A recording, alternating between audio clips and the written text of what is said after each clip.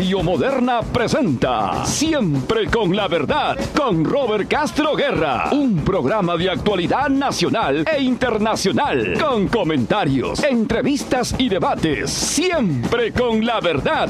Ya queda con ustedes Robert Castro Guerra. Buenas tardes, amigos de Siempre con la Verdad, Radio Moderna, Radio Papá. Hoy 4 de septiembre, lunes 4 de septiembre del año 2017, estamos en el programa número 30, se han pasado 30 semanas, 30 lunes aquí al aire en Radio Moderna y estamos, algo complacidos porque por fin este fin de semana, el día sábado, se anunció la suspensión de la huelga de maestros y complacidos en cierta manera, primero porque los únicos grandes perjudicados aquí han resultado ser los alumnos. Acá no ha ganado ni el gobierno, no ha ganado ni el SUTEP, no ha ganado ni el señor Pedro Castillo, no ha ganado absolutamente nadie por una serie de temas que en esto voy a comentar en el análisis, pero sí han perdido, los grandes perdedores son los alumnos que prácticamente casi 3 meses han estado sin poder asistir a las clases y 3 meses que esperemos puedan recuperar en lo que queda del año. Lamentablemente tenemos un sistema educativo que es prácticamente estructuralmente unitario, ¿no? En el sentido de que, pese a que tenemos nosotros más de 24 regiones, 26 regiones, y tenemos costa, sierra y selva, que son las regiones naturales, o costa, sierra y montaña, como quiera llamársele, y cada una tiene características diferentes, geográficamente diferentes, y pese a ello mantenemos la estructura unitaria en el sentido de que empezamos en marzo y terminamos en diciembre. O sea, no hay una, regionalización del procedimiento a utilizar para las clases en las escuelas del Perú. Tenemos regiones, como les digo, con una geografía compleja que hacen, por ejemplo, que no sean las mismas normas que se establecen en Lima, las mismas que se puedan establecer en Puno, por citar un departamento o una región. Entonces es complicado. Pero bueno, pese a todo, les digo que luego de más de 75 días, el día sábado, pues por fin, Pedro Castillo anunció que el SUTEP había realizado una gran asamblea nacional, una asamblea general extraordinaria, y había determinado, pues, suspender la huelga indefinida de maestros. Mañana, martes, recién se van a reiniciar las clases porque, tienen que regresar a sus respectivas regiones. Algunos dicen que, van a estar honrando la memoria también de los maestros caídos. Han habido algunos fallecidos en el trayecto. Y que, todo eso va a determinar que mañana recién se puedan iniciar las clases. Pero mal que bien ya hay por lo menos una fecha de inicio. Pero decía, ¿quién ganó? El gobierno perdió desde el momento que no tenía, pues, dentro del gabinete, ni desde la cabeza, llamado señor Zavala, como presidente, ni mucho menos en el Ministerio de Educación, ministros que pudieran tener el manejo político, la muñeca política para poder disolver, valga la palabra que dijo Fujimori en algún momento, pero disolver verdaderamente un problema. Acá tenemos conflictos sociales y este gran conflicto social empoderó a un personaje que era un don nadie. ¿Quién conocía al señor Castillo? El señor Castillo era a lo mejor conocido en su barrio, a lo mejor en su región, en Cajamarca, pero acá nadie lo conocía. Y lo hicieron famoso al señor. Le imputaron inclusive una serie de supuestas delitos o que había estado ligado con Sendero Luminoso, que nunca se probó.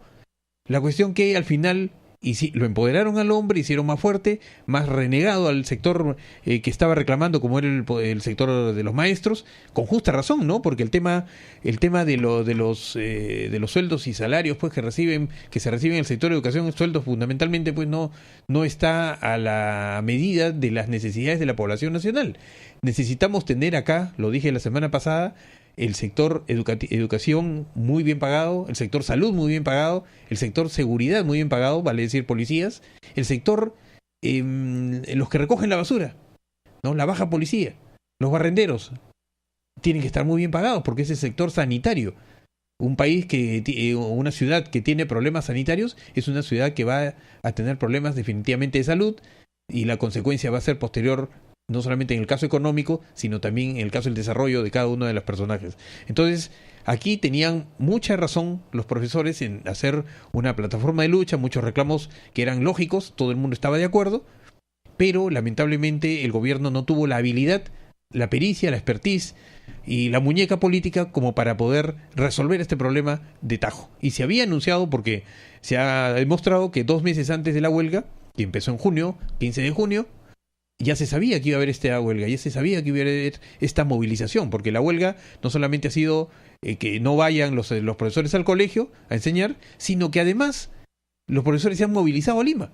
Hemos tenido en Lima, y hemos visto, los que estábamos en el centro de Lima, cómo la Plaza San Martín prácticamente se convirtió en un gran hotel público, al aire libre, donde los maestros, los profesores han estado mañana, tarde y noche, o trasnoche inclusive, los que no podían entrar en los lugares donde habían estado disponibles para su habitación, por lo menos nocturna. Entonces, acá tenemos que ha habido una gran movilización que no se veía desde hace muchos años. Se especula que desde la época del gobierno militar de Morales Bermúdez no ha habido hoy una movilización tan grande como la que ha habido este año con los maestros. Y eso es consecuencia de la impericia política y la falta de manejo y el total, digamos, prácticamente desubicado el señor presidente de la República, Pedro Pablo Kuczynski, porque acá se le ha pedido desde hace mucho tiempo, desde que empezamos este programa a inicio del mes de febrero, la primera semana, uno de los primeros analistas que tuvimos aquí opinó de que desde el primer momento que le dieron de baja al ministro de Educación, el señor Saavedra, ya el gabinete estaba debilitado. Si ya estaba debilitado porque no tenía en el Congreso PPK, no tenía una mayoría, ni siquiera una posibilidad de hacer alianzas con algunas otras minorías para poder tener fuerza, porque tenía una oposición aplastante, como es el caso de Fujimori. Si ya venía en rojo, fue peor cuando cayó el señor Saavedra y no repotenció el gabinete. En realidad el señor Zavala podrá ser muy buen empresario, no sé, funcionario privado, pero como funcionario público ha fracasado. Y esto de la huelga, los casi 3 meses de huelga, es una demostración de incapacidad, de impericia política, y acá tienen que haber responsables políticos. Y los responsables políticos son los ministros. Por algo se dice que son los fusibles de un gobierno. Acá por eso se está pidiendo, y ya seguramente estado informaciones por ahí, de que la ministra va a ser interpelada, seguramente censurada, pero ¿qué pasa con el señor Zavala? Lamentablemente, pues, no tenemos ninguna información al respecto, ni se oye padre, pues, porque por ahí no pasa nada. Entonces decíamos, pues, que el gobierno no ganó, porque definitivamente al empoderar a Castillo lo puso contra las cuerdas al gobierno y lo ha tenido prácticamente 3 meses paralizado el sector de educación. Pero, ¿acaso ganó el SUTEP? ¿Acaso ganó Castillo?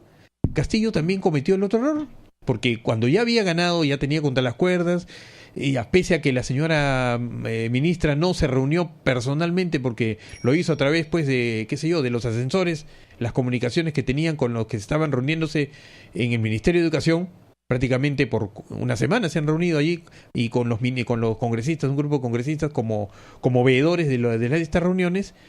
Tampoco tuvo la habilidad el señor Castillo, porque se dejó llevar por el fujimorismo. Y presionó y mantuvo la huelga, pese a que ya había obtenido prácticamente el 80% de su pliego de reclamos. Entonces allí es donde vio él suspender la huelga, porque ya tenía el respaldo no solamente de los maestros, tenía el respaldo de la sociedad, que había dicho, caramba, bueno, este señor no se le ha demostrado nada, ha logrado lo que los maestros necesitan, que es mayores ingresos para poder capacitarse, porque ese es un punto fundamental de todo este problema. Pero no, el señor se puso también terco y continuó la huelga, y al final ha tenido que deponer, porque ya no tenía qué más exigir. Lo que pedían era prácticamente inadmisible. Entonces acá perdió también el señor Castillo, perdió el SUTEP, porque el SUTEP prácticamente Patria Roja y los otros grupos que han gobernado, dirigido por años históricamente el SUTEP, también han fracasado. El problema de los cuestionamientos que tienen sobre el manejo de la derrama magisterial, prácticamente un monopolio que han tenido respecto de los ingresos que los maestros dan mensualmente, su cuota como sindicalistas. Entonces esos manejos, ese dinero está también cuestionado. Entonces hay todo un tema que debe, si hemos llegado hasta estas alturas del partido, debemos utilizar este problema para resolverlo. Ya se han puesto, lo primero que nada, acá tiene que resolverse con una decisión política del gobierno central de cambiar de ministro de Educación. Así fuera la mejor técnica del mundo, fracasó políticamente y acá hay un responsable político que tiene que pagar las consecuencias. En segundo lugar, ya tiene que evaluar Pedro Pablo Kuczynski la salida del gabinete del primer ministro. El primer ministro no ata ni desata. Lamentablemente no es un buen eje ni internamente, porque parece que no hay una buena sintonía interna, aparentemente, y tampoco lo hay con su misma, ni con su misma bancada. Tenemos acá que hasta el mismo señor Vizcarra, que ya creo que está de embajador en Canadá, ha pedido el cambio de gabinete, que ya es momento del cambio de gabinete en sus militantes internos, algunos dirigentes que seguramente dicen muchos que por cuestión de chamba quieren tener un ministerio por ahí, sea por lo que fuera, hay problemas internos que no ha sabido capear PPK, ni mucho menos el señor Zavala, que Zavala no era del partido, Zavala ha sido un invitado de PPK. Entonces, y hay otros por ahí que se aprovechan de la coyuntura, como Heresi, por ejemplo, que es un topo del fujimorismo que está metiéndole cada vez que puede al señor presidente de la República. Entonces, hay todo un problema ahí que tiene que recomponerse definitivamente y lo más pronto posible. Agarremos el toro por las astas. ¿Qué estamos esperando? En fin, hay una serie de temas pues que nos dan que pensar pues respecto de lo que va a ser el futuro del sistema educativo después de esta huelga nacional de maestros. Que no solamente es el tema del sueldo del maestro, no es solamente la capacitación del maestro, sino hay muchas otras cosas más en este sistema, que no solamente se reduce el sector escolar. Estamos hablando del sector preescolar, el sector prenatal inclusive, universitario, ¿cómo le llaman? El técnico, ¿no? El superior técnico, superior universitario y los demás. Es todo un sistema que viene prácticamente siendo desatendido de manera organizada, de manera planificada, y todo eso queremos conversar en breve con nuestro invitado, que primero vamos a ir a una pausa para poder tomar sobre el tema con el amigo Alfonso Rodríguez Angulo, que es nuestro invitado hoy día. Alfonso es un artista plástico, es un docente. Sin embargo, más allá de ese tema, tiene un conocimiento muy particular respecto del desarrollo político nacional y creo que va a ser muy interesante conversar con él respecto a lo que hemos estado hablando sobre el tema de la educación. Una pausa, por favor, y regresamos. Continuamos aquí en Siempre con la Verdad, Radio Moderna, Radio Papá, programa número 30, 4 de septiembre del año 2017. Y decía pues que estamos ya con el profesor Alfonso Rodríguez Angulo. Él es un artista plástico, un docente, ha sido coordinador del Comité Cívico Patriótico de la Juventud 4 de junio, que es allí donde prácticamente él se hizo muy conocido, no solamente por su accionar por la democracia, sino por las propuestas que desarrollaba desde el punto de vista del docente. Y ahora que estamos nosotros pues tratando este tema, he considerado conveniente pues conversar contigo. Muchas gracias, Alfonso, por estar aquí. Habrás escuchado pues lo que he manifestado en esta introducción del programa, pero no solamente el tema de la huelga que involucra a los maestros en el sentido que fundamentalmente reclaman mayores ingresos, mayores consideraciones, capacitación de verdad, pero ellos algunos dicen que no quieren evaluación, cosa que yo dije, porque sí creo que quieren evaluación, pero no la forma como se la está planteando el gobierno, donde prácticamente no es serio hacer una capacitación de 2 meses ni 6 meses, e inmediatamente hacerles un procedimiento evaluador, cuando saben pues que han estado casi 20 años sin tener capacitaciones serias. Entonces yo planteo inclusive, ¿no?, que esto debería ser una suerte de mini posgrado, ¿no? Una capacitación de 2 años con evaluaciones permanentes y al final de la cual el que sale desaprobado ya, bueno, definitivamente tiene que dar un paso al costado. Pero no vamos a evaluar un maestro para prácticamente ocasionar un problema social. Exacto. Porque también ¿dónde van? Son 300.000 maestros, suponiendo que la tercera parte, por poner una cantidad, salga desaprobado. ¿Dónde va esa población? Tenemos que resolver, y no es un problema solamente decir, bueno, pero no va a perjudicar al Estado o a los niños porque no saben enseñar, sino el Estado ha sido culpable de que ellos estén hoy día en sus puestos de trabajo.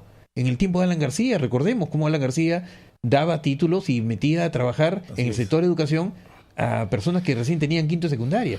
Entonces, pero tú tienes una visión pues del tema mucho más, tú eres docente, has estudiado en el tema para enseñar a los jóvenes, a los niños. Así es. ¿Qué opinas tú de lo que ha pasado desde el punto de vista más que técnico político? Me parece que nos debe llamar la atención y nos debe llevar a la reflexión a todo el país, a todos los sectores que están involucrados en el tema de educación. ¿Por qué razón digo esto? Porque no puede haber crecimiento económico, no puede haber avance económico si es que no hay una educación real, una educación que esté, digamos, que llegue a todos los sectores, a todos los jóvenes a nivel nacional, una educación que tenga una planificación coherente, ¿no? Con un presupuesto coherente, ¿no es cierto? Yo no sé, no he visto un compromiso, no ha habido un acuerdo nacional acerca de la educación hasta el momento. Por ejemplo, de nada sirve que elaboren los proyectos más eminentes, más grandiosos, si tenemos, por ejemplo, a la televisión, que es uno de los instrumentos para mover a la juventud de alguna manera negativa. Por ejemplo, yo creo que los medios de comunicación también tienen que participar en esto. La Iglesia, el Congreso de la República, ¿no es cierto?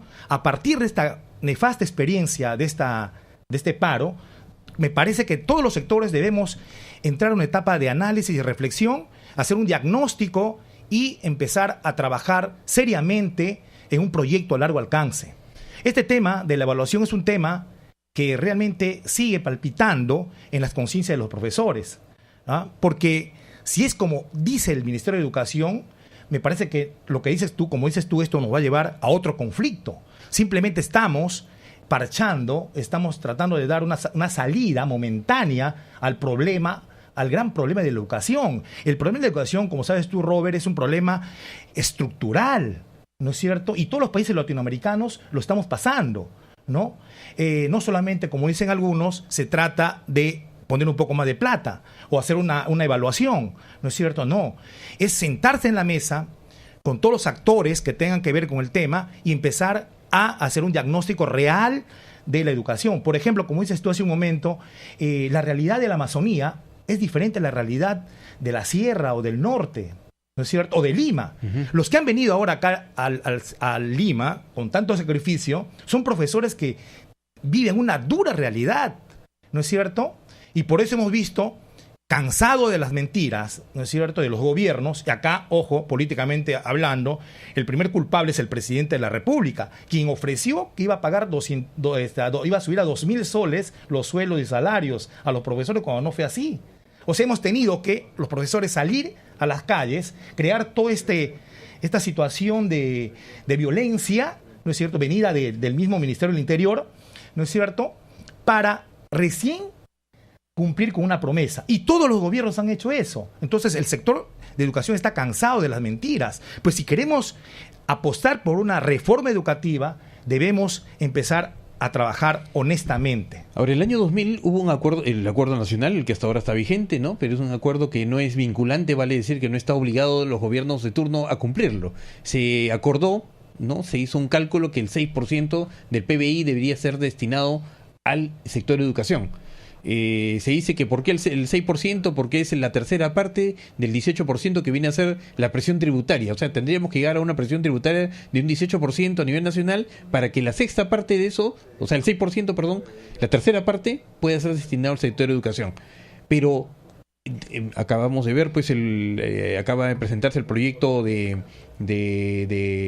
presupuesto para el año 2018 y definitivamente ni se asoma esa cantidad porque, bueno, no hay la capacidad de recaudación por parte de ningún gobierno, siguen apretando prácticamente a los mismos y no se amplía la base tributaria. Entonces, ¿a qué voy con todo este comentario? De que el tema educativo no es solamente, como tú bien lo afirmas, responsabilidad de un solo sector. Acá está involucrado el sector de la salud, el sector de la seguridad, el sector de la vivienda, el sector de la alimentación, todos los sectores, porque bien decían los profesores, ¿no? ¿Cómo vamos a enseñar a un alumno que se duerme en el aula? ¿Cómo vamos a enseñar a un alumno que tiene problemas de tuberculosis? Estamos en el siglo XXI y en el Perú todavía la tuberculosis sigue siendo un problema para la educación. Estamos en el siglo XXI y todavía el profesor tiene que caminar kilómetros, tiene que caminar hasta días y va dos veces a la semana recién a clases para poder llegar a enseñar a esos alumnos. Estamos en un sector de educación donde las aulas son de diferentes grados juntos. Entonces, eso no se conoce, o por lo menos en Lima no lo conocemos, y a veces tenemos una reacción o una manifestación diferente a la realidad, ¿no es cierto? Entonces, mi pregunta es, tú desde tu experiencia, y muy sensible tu actividad, porque esto es un artista plástico, entonces tienes otro sentimiento más allá del tema de la pedagógico propiamente dicho, ¿no? ¿Qué esperas tú, después de esta huelga, que el gobierno tome como decisión política? ¿Qué esperas tú de la oposición política respecto de lo que va a haber a futuro en el sector de educación? ¿Qué esperas tú de los partidos? ¿Hay alguna esperanza en ellos? ¿En todo este grupo que te he mencionado? Me parece que el gobierno tiene que tomar conciencia y hacer mea culpa, ¿no es cierto? En principio tiene que autocríticamente sacar a su ministra, ¿no es cierto? Porque ha demostrado incapacidad para resolver un problema que de ya tenía que haberlo resuelto a inicios.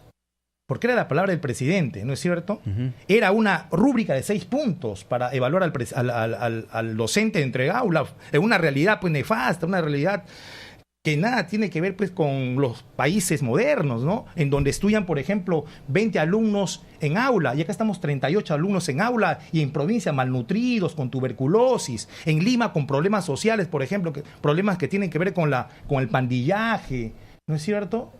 Entonces, el gobierno tiene que hacer una dura autocrítica y la ministra dar un paso al costado.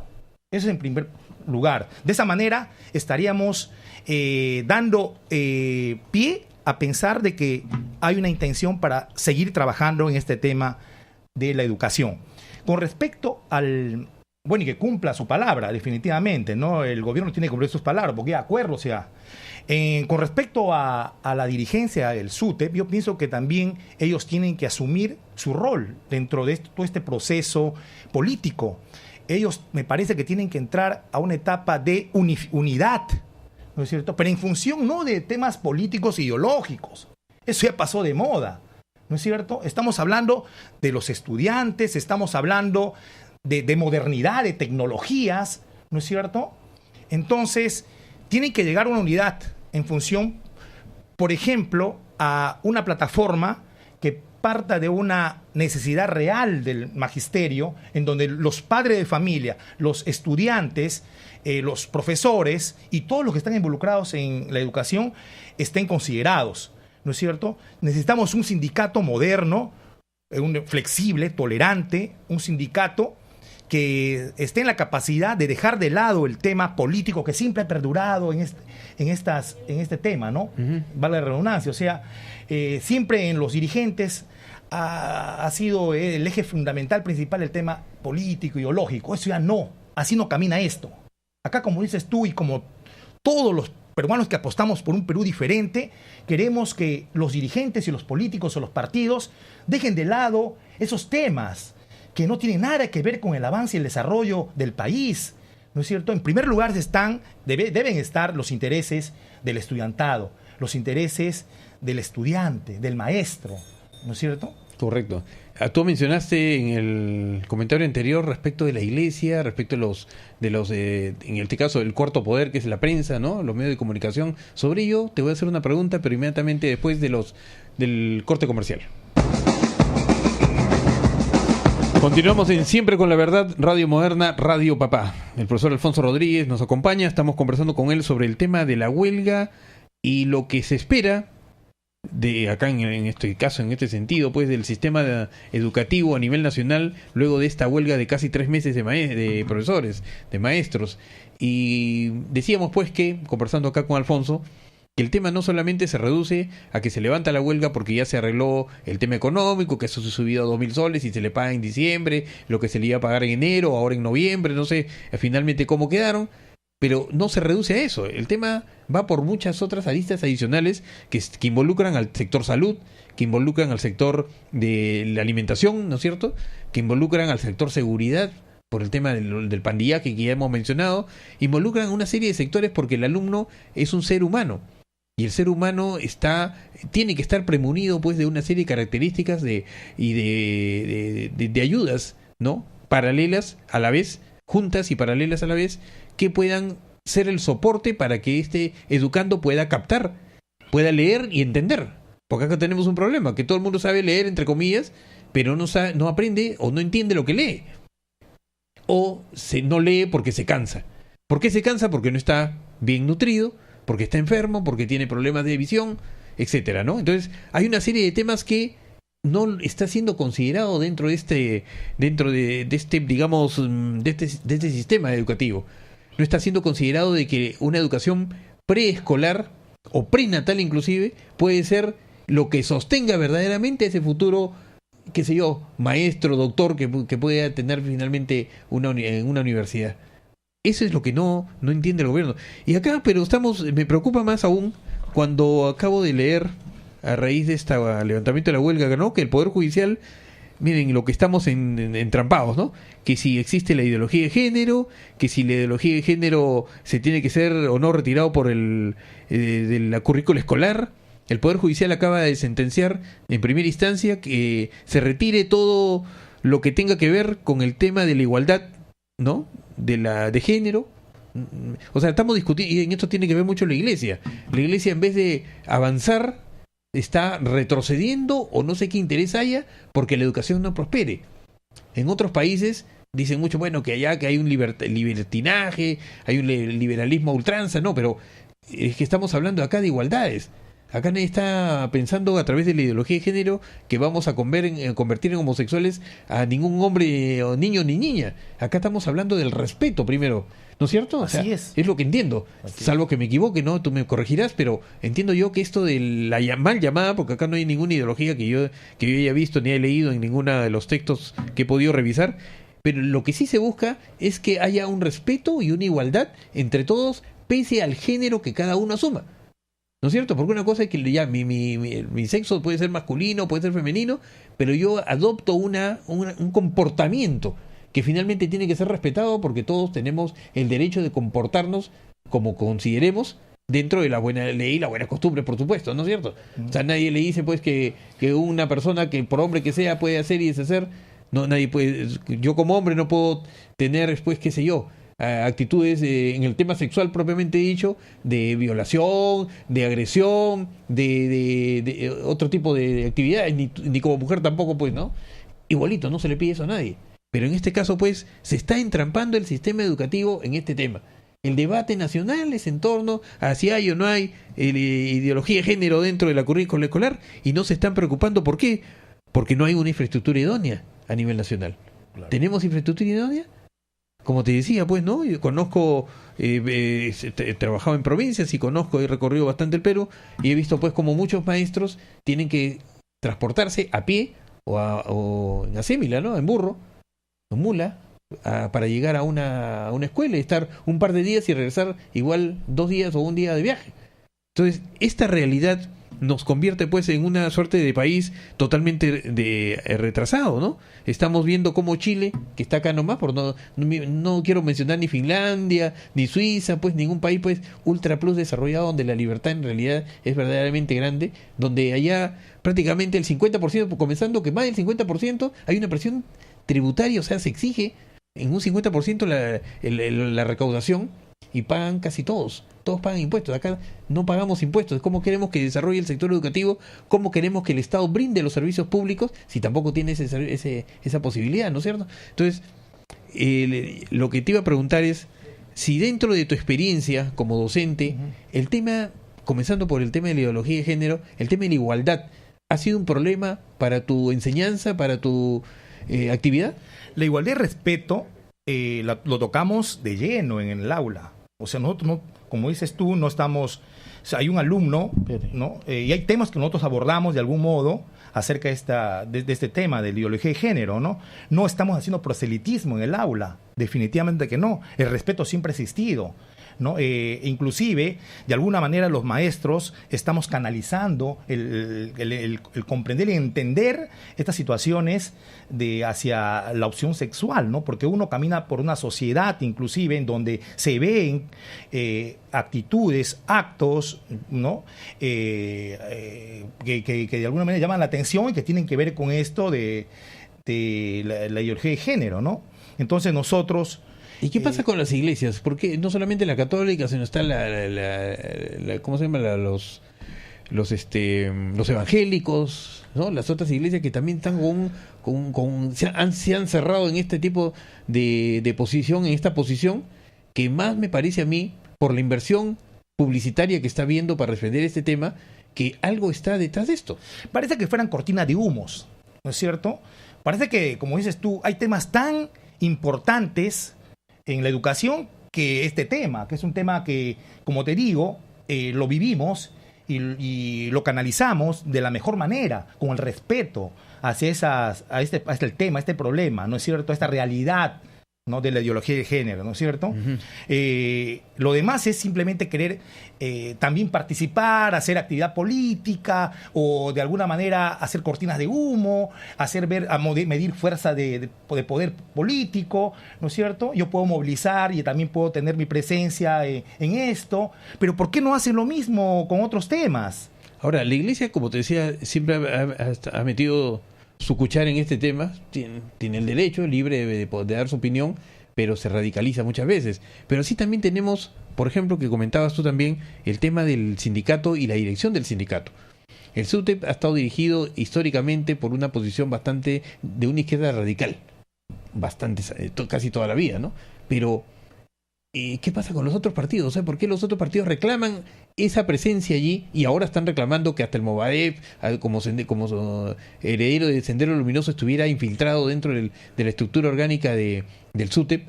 Pero ¿qué cosas hacen los otros partidos para poder quitarle poder o ganar un espacio o exigir su cuota de poder dentro de este gremio? Es que los partidos tienen una función en la vida política. ¿Hay partidos en el Perú? Los partidos están en crisis y hace buenos años, bastantes décadas. Entonces, tienen que participar en estos temas, tienen que actuar, porque son bisagras estos con respecto al Estado y al gobierno, a los gobiernos. Si no lo hacen y simplemente dicen están los radicales, están los rojos, pues ahí quedará, ¿no? Al final, dentro de los maestros hay un sinnúmero de personas que piensan distintos, de distintos colores, no solamente amarillo, ni verde, ni rojos, no hay de todos otros colores.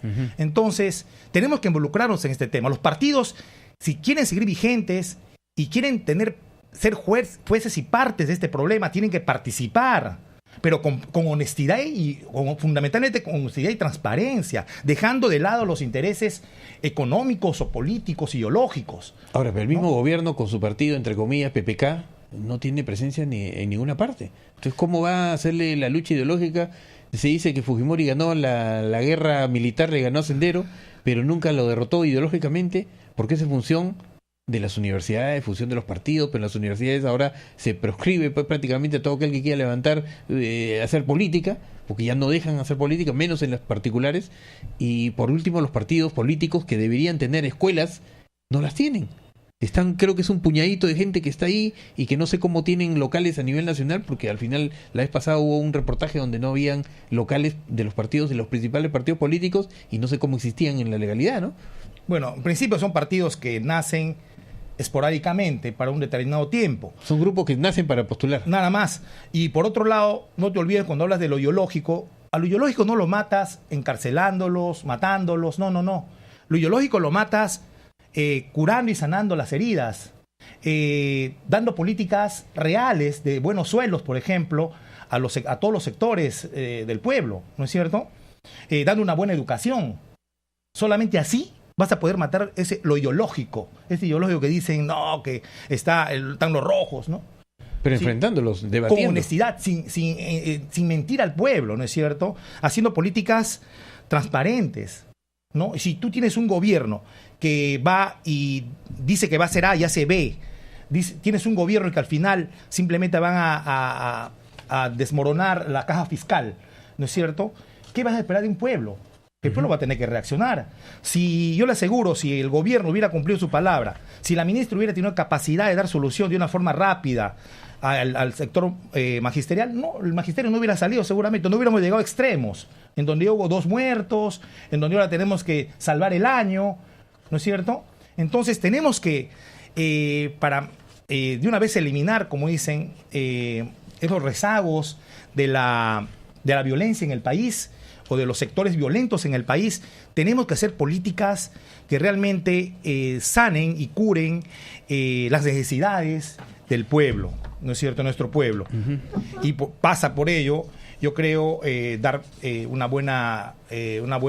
buenos sueldos y salarios, ¿no es cierto? Pasa por ello tratar de hacer políticas honestas y transparentes, ¿no es cierto? Cumplir con los que uno propone al momento de ser candidatos, ¿no es cierto? Reestructurar los partidos, por ejemplo, dentro de los partidos, tratar de sacar liderazgos. ¿Qué opinas tú o qué han opinado seguramente tus alumnos en las aulas respecto de esta corrupción que ahorita hay y que está involucrando a casi todos los presidentes vivos que tenemos en este momento en el Perú? Los chicos, de primero a quinto, opinan de que es una triste realidad y empiezan ellos a cuestionarse, empiezan a analizar, a reflexionar y dicen que está mal lo que están viendo y se sienten comprometidos de algún modo con esa dura realidad, ¿no? En el sentido de que tratan de estudiar, tratan de sacar adelante sus convicciones de estudio, ¿no? Para salir de este entrampamiento, de esa crisis política. ¿Y qué opinan en todo caso tus compañeros de aula? Me refiero a los docentes. Los docentes estamos cada día más comprometidos para tratar de calar en los estudiantes un estilo nuevo de hacer una educación en donde los valores estén por delante, ¿no es cierto? Porque yo recuerdo todos los que hemos pasado, o sea, lamentablemente en el Perú tenemos un problema que siempre he dicho acá, ¿no? Que es que hemos nacido con ese pecado original, ese virus de la corrupción que ya nacemos y se nos ha colocado en el cerebro, ese chip, ¿no? Entonces, y que lamentablemente no solamente corre a través de la familia, sino se refuerza en las aulas, porque hay profesores, en todas partes hay de todo, ¿no? Que nos permiten incluso, han copiado y se hacen de la vista gorda, permiten, por ejemplo, el plagio, ¿no? Por ejemplo, es un tema natural. Entonces, ahí estamos incubando lo que más tarde va a terminar siendo, pues, un Odebrecht, un OAS, qué sé yo, pues tantos temas que hay cruzando la pista, como siempre se dice, ¿no? Evitando la luz roja o tratando de sacarle la vuelta al policía para que no me vea. Esos son corrupciones, pequeños actos de corrupción que finalmente se ven o se agrandan cuando uno asume un cargo público. Por esa razón, mi querido Robert, la educación tiene que ser un compromiso integral en donde todos participemos. La educación no solamente es del maestro, del estudiante, de la institución, también de los padres de familia y la sociedad. Ahora, no solamente es a nivel de presidente de la República. Mira, acaba de salir hoy día, publicado en el Perú 21, dice: existen casi 600 autoridades y exautoridades regionales y municipales en investigación fiscal o con proceso judicial por presunta corrupción, indicó el procurador anticorrupción Amado Enco. O sea, tenemos en todas las regiones del Perú, en todas las regiones no hay una sola que se salve, donde no haya una sola autoridad que tenga investigación fiscal o proceso judicial por corrupción. Esa es la realidad, entonces, es la triste y dura realidad. No hay ninguna organización que se salve. Todos estamos en esa situación involucrados. Los maestros, yo pienso, no solamente, me parece interesante que salgan y protesten un pliego de reclamo, pero también lo que debemos hacer los maestros frente a esta dura realidad, Robert, es tratar de trabajar y ahondar más en el tema de los valores, ¿no? Los valores en el aula, porque ahí estamos formando al nuevo ciudadano. Si nosotros los maestros no calamos hondo en trabajar el tema de valores, no estamos haciendo nada, ¿entiendes? Está en nuestras manos. Vamos, pues, queremos cambiar aportar para el crecimiento de nuestra nación, nuestro país, hagámoslo con los niños, ¿no? Sobre ese tema te voy a hacer una pregunta, pero primero vamos a una pausa y retornamos inmediatamente. Continuamos aquí en Siempre con la Verdad, como todos los lunes, a partir de las 4:30, aquí en Radio Moderna, Radio Papá. Y antes de proseguir, agradecer, como siempre, a Naricitas, tu mejor opción en fiestas infantiles. Con ellos aprenderás con diversión y te divertirás aprendiendo. Y en horas locas, las mejores para tu quinceañero y matrimonio.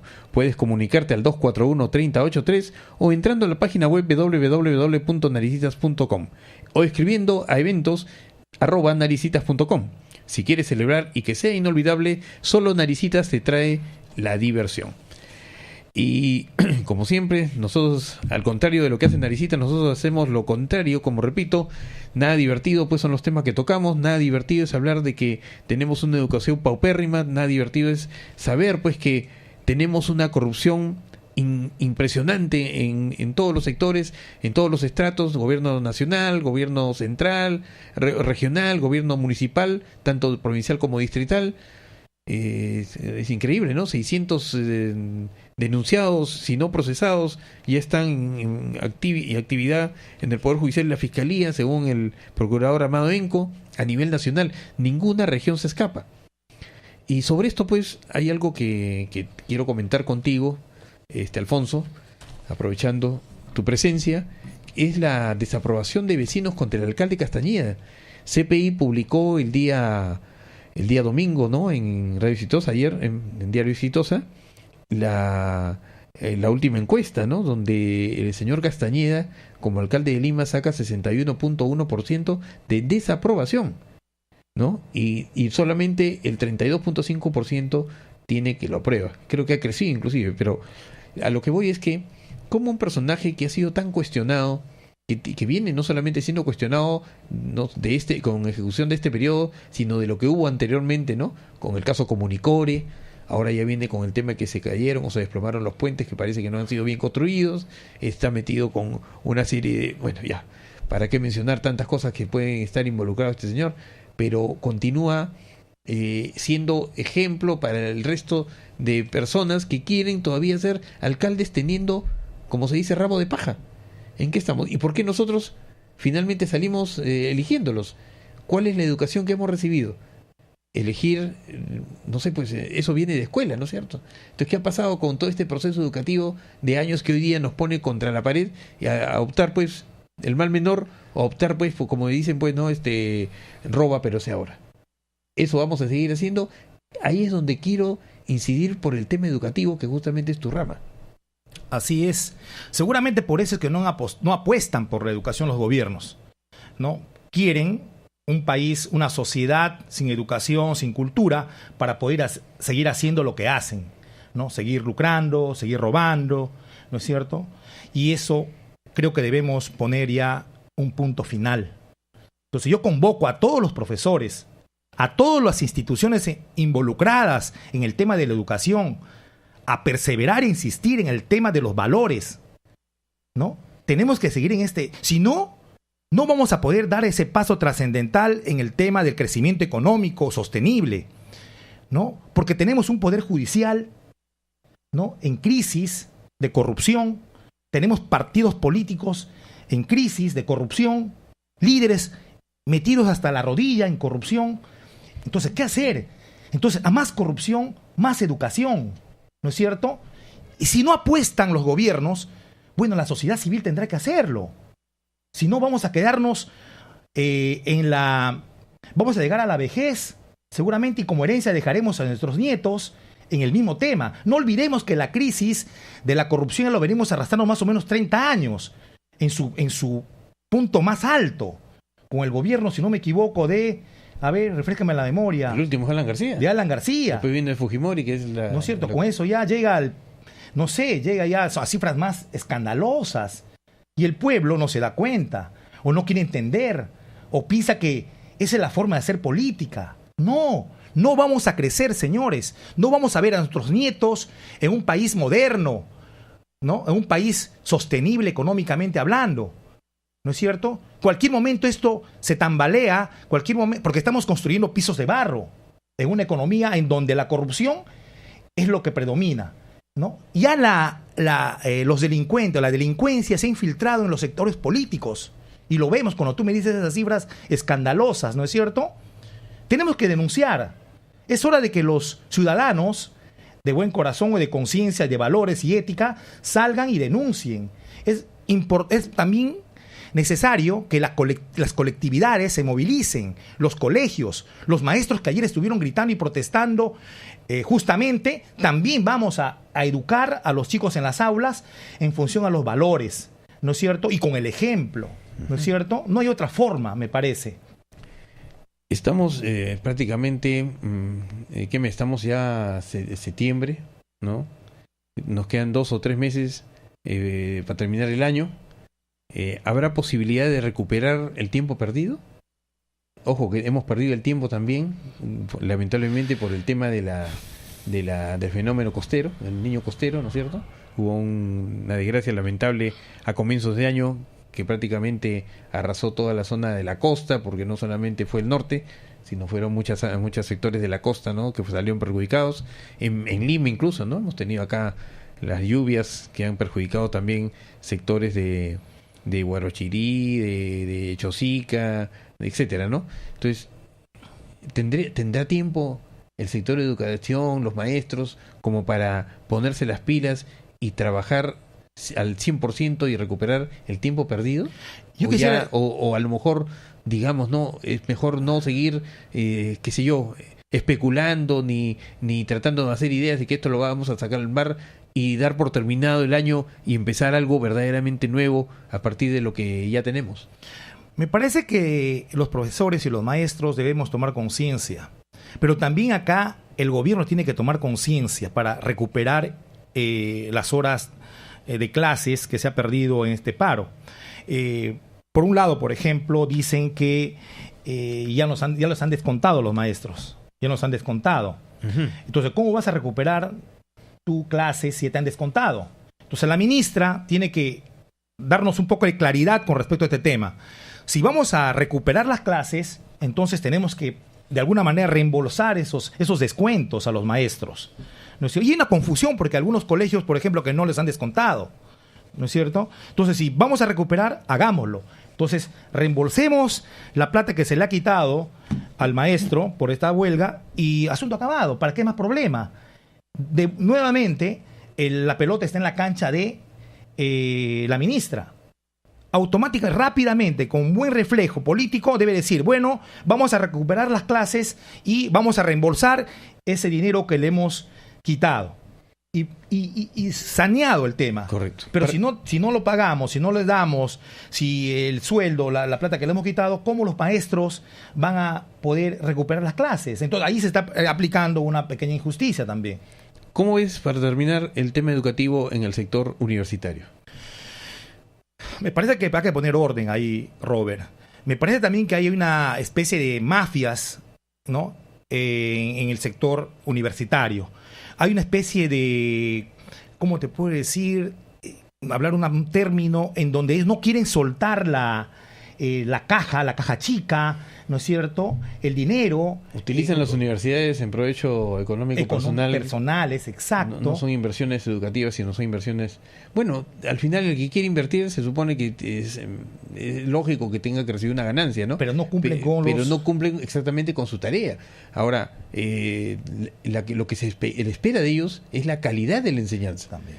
¿No es cierto? O sea, más allá de que si ganan o no ganan, es la calidad de la enseñanza. Pero acá estamos viendo pues cómo el gobierno pone ciertos parámetros para que todos se anoten, se registren en eso, dentro de ese marco, pero no lo hacen. Tenemos facultades de universidades que no están reconocidas. Y es una pena, ¿por qué? Porque hay cientos de miles de jóvenes que salen para la universidad y al final salen estafados.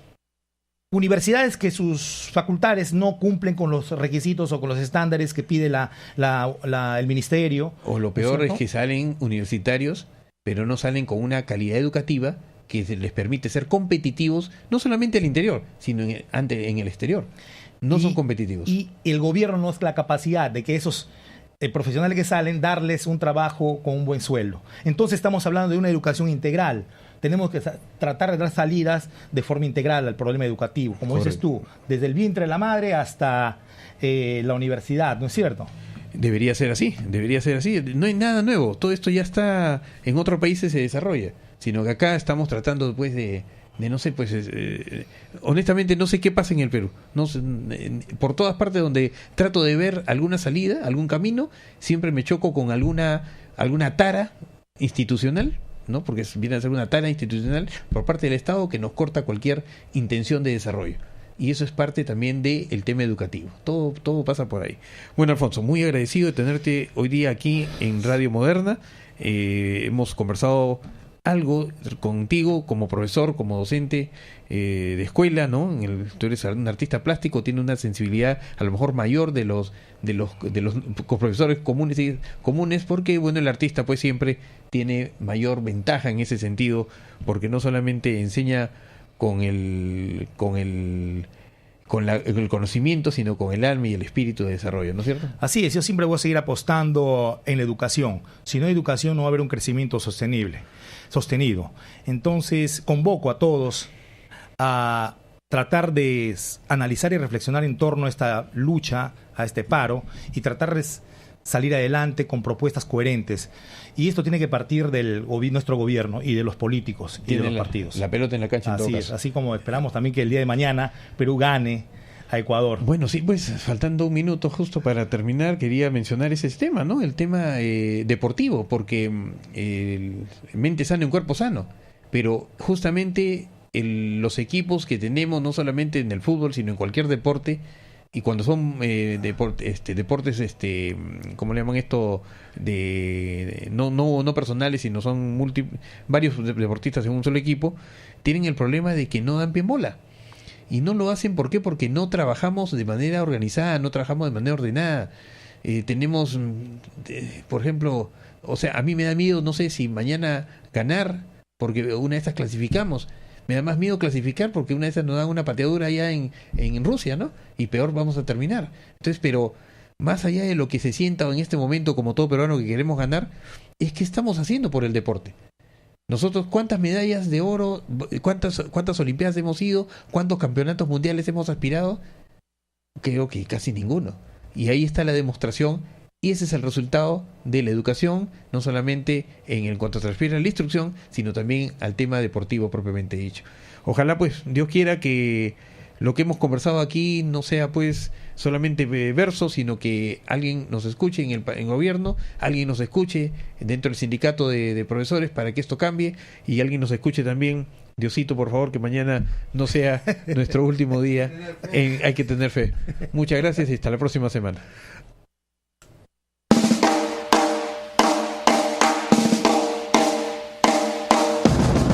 Radio Moderna presentó Siempre con la Verdad con Robert Castro Guerra, un programa de actualidad nacional e internacional con comentarios, entrevistas y debates. Siempre con la Verdad. Nos encontramos la próxima semana.